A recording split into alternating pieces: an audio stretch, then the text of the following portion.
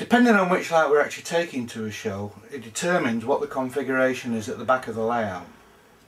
In the case of Mardy Model Railway Club and Mardy Model Shop, which have high back scenes, we'll use a board like this, sitting on those two cantilever tubes, to support the power pack and control panels at a much higher level than we would if we were, say, this layout, which is Midsummer Mardy, which has a configuration very similar to Cuyahoga, our American Z-gauge layout.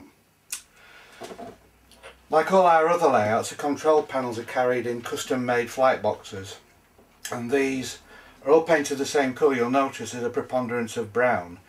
We've tried to pick a colour that's going to stay in the paint company's catalogue for a long time. It makes touching up a lot easier, so that everything goes out in a house style. This is a colour called Conquer, which we can get both in quick drying and gloss.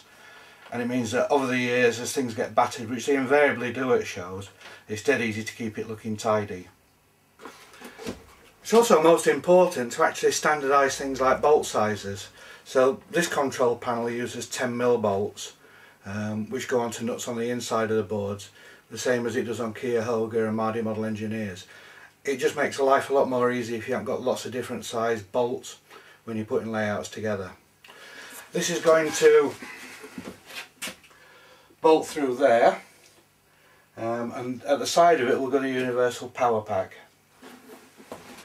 With the control panel mounted on, we're now going to put on the universal power pack. This actually powers up any of the Z-gauge layouts that we've got, and is basically 3 of the grey Märklin controllers with switched outputs on both the ACs and DCs, and a simple SCART socket which connects to any of the control panels. So while we've got an individual control panel for each layout, we only need one power pack to power any of the layouts up.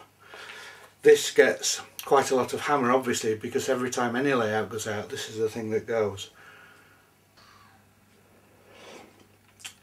With the 2 panels now bolted to the back of the layout, it's a relatively simple matter to just plug the umbilical cord from the power pack into the control panel, and the 2 50-pin sockets to power the boards up from the control panel itself. It's most important, if you're going to do a lot of exhibitions, to make the presentation as professional as possible. We've all seen some absolutely lovely layouts ruined by having very poor standards of lighting. So the lighting on this layout was designed in from the outset to be part of the plinth. It means that the same lighting rig can be used for any layout, because in effect all that these layouts do is sit on the plinth and the lighting rig. Key to the lighting and the presentation is this universal lighting canopy.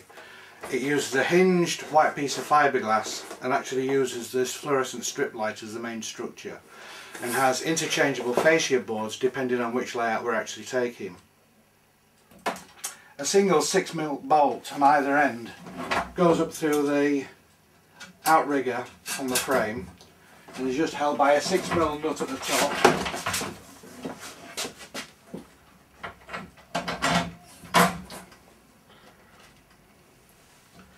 It's most important that you can actually do this one-handed.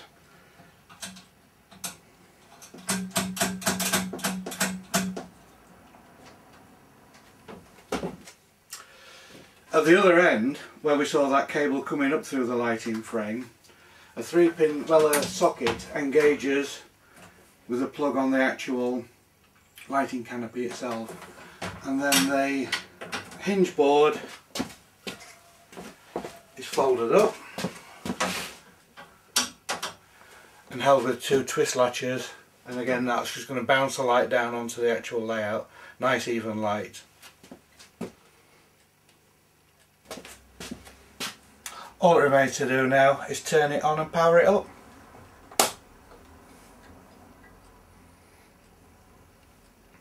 So we can now see that we've got the weight at the back counterbalancing the weight of the layout at the front and the lighting rig.